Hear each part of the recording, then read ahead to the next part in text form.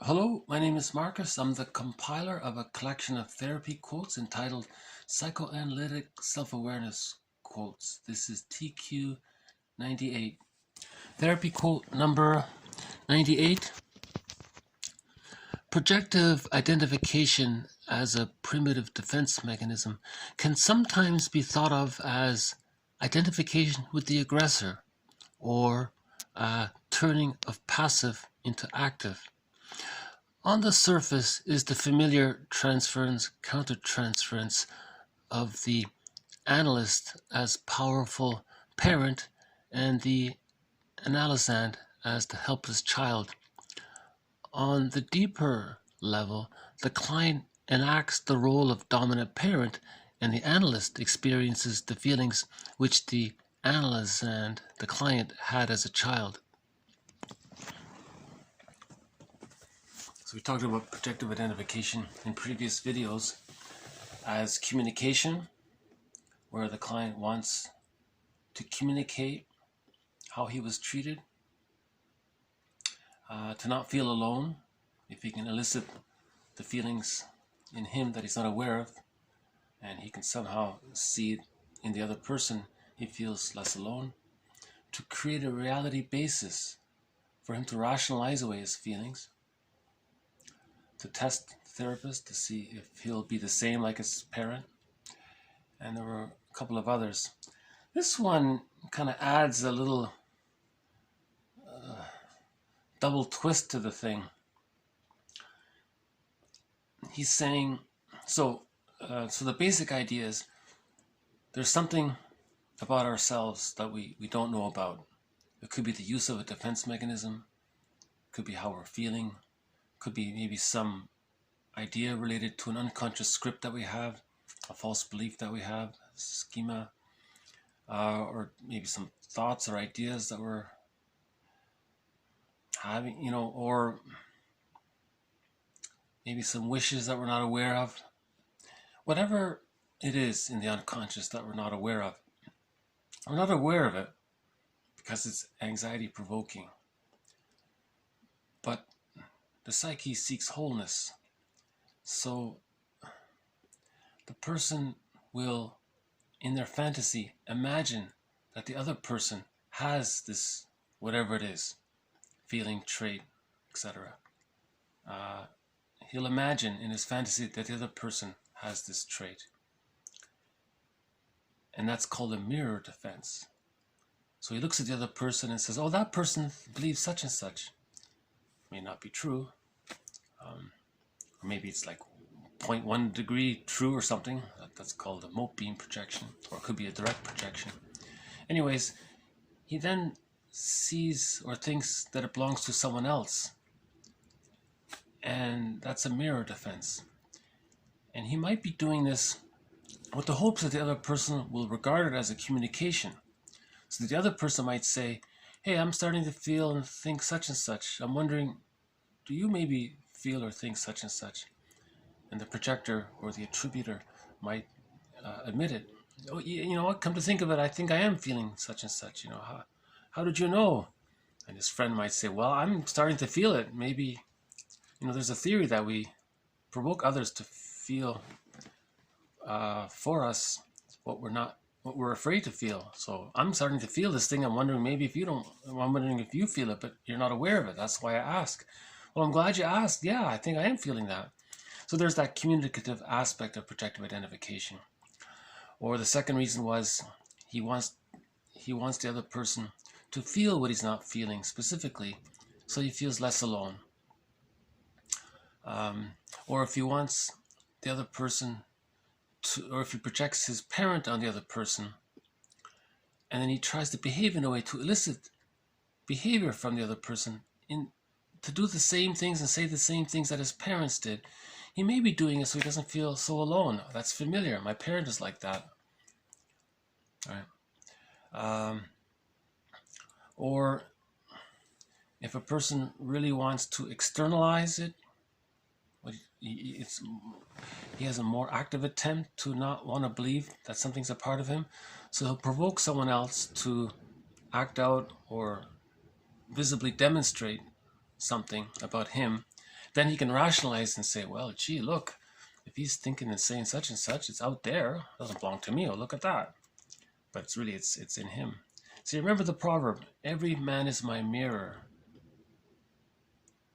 If he projects something golden about himself, if he projects some aspect of his real self into the other person, right? Then we say that the other person is serving as a safety deposit box for his gold, psychic safety deposit box. Then the idea is to bring it back, right, eventually. In this quote here, there's sort of a double thing going on. And the theory is, according to this author, is that the client is projecting both. He's projecting his disowned child and his disowned parent in him onto the parent. He's projecting both parts onto the therapist, and then he acts both parts.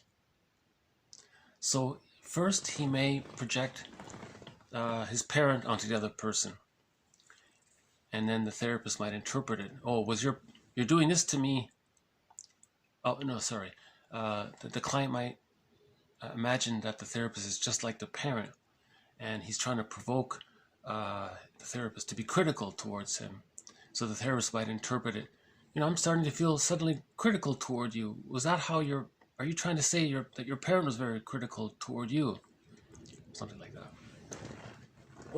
And at the same time, the client may project himself, his disowned child, onto him, and then he will be that critical parent, and then criticize the therapist. You see?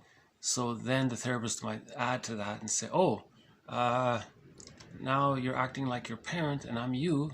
Are you trying to tell me that this is how your parent treated you, the way you're treating me? And that's called identification with the aggressor. So this quote says the client might be doing both at the same time, sort of layered kind of thing. Once more, as Robert Bly says, once more, okay. Projective identification as a primitive defense mechanism can sometimes be thought of as identification with the aggressor or a turning of passive into active. On the surface is the familiar transference, countertransference of the analyst as powerful parent and the client as the helpless child. On the deeper level, the client enacts the role of the dominant parent, and the analyst experiences the feelings which the client had as a child.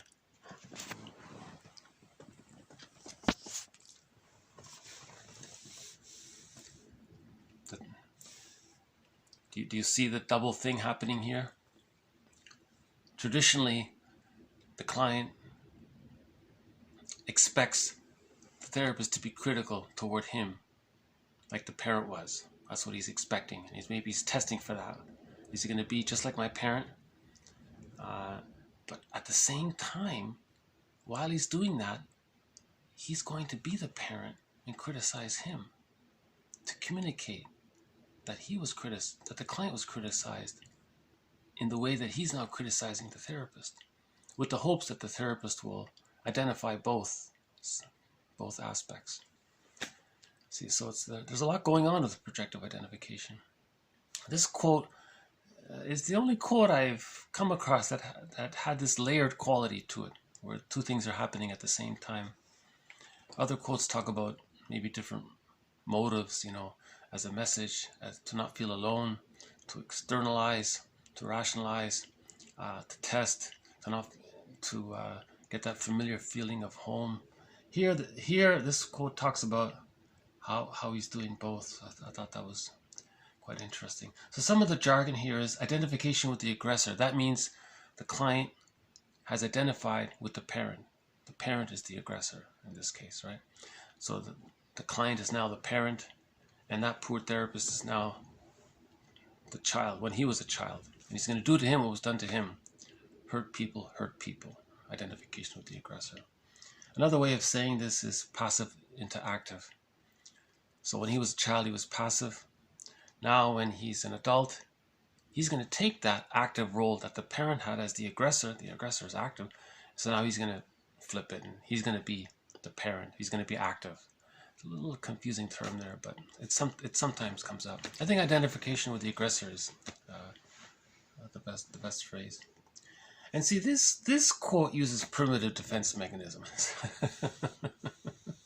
We're not supposed to use the word primitive defense mechanisms, but see, he's also referring to the original reason why this term came up.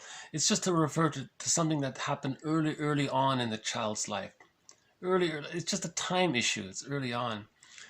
But really what we mean is infantile or immature defense mechanism. Because remember in the previous video, the root of this is in the nursery when the baby had a feeling, and he's merged with the mother, he's in a symbiotic relationship with the mother, but then the mother's not responding. God's not responding, kind of thing. So he's trying to provoke mother to get the message and respond. So he might behave in a certain way to elicit the feeling that he's feeling. That's the theory. Because if they're one, if he's feeling it, then mother should feel it. So he wants the mother to feel what he's feeling. Because from his point of view, they're one. So if he feels it, she feels it. So now, transfer this as an adult, he's trying to get the other person to feel what he's feeling. So similar idea. That's why it's called a primitive defense mechanism. Symptom of trauma. Symptom of trauma. That's how the child coped with needing to acquire an insecure attachment style. With an insecure attachment style, the person acquires many of these immature infantile defense mechanisms, projective identification being one of the most ubiquitous. Right. So yeah, this adds to all of the previous quotes and comments regarding projective identification. I think, we're building our knowledge, we're building our consciousness regarding this, and this is a way to acknowledge the inner child, so we can metabolize the experiences of the inner child. If we show the inner child that we're understanding what he's doing, that we're trying to understand him, because he wasn't understood as a baby. Baby had a need and a feeling, the mother ignored it, he wasn't understood. It's called misattunement, right? He was misattuned, so now we're trying to give ourselves attunement, right? Remember the quote, grief is healed when it's witnessed by a caring other. We are the caring other to our own unconscious, to our own inner child in the unconscious. Right? Okay, so I think I'll just leave it at that. I hope this has been fairly clear. If it hasn't, it's printed below, and may I refer you to some of the earlier videos that discuss projective identification, both audio versions and video versions. Okay, so with that, I'll pause here for now. Thank you very much. I appreciate your participation. To be continued. This has been TQ98. Bye for now.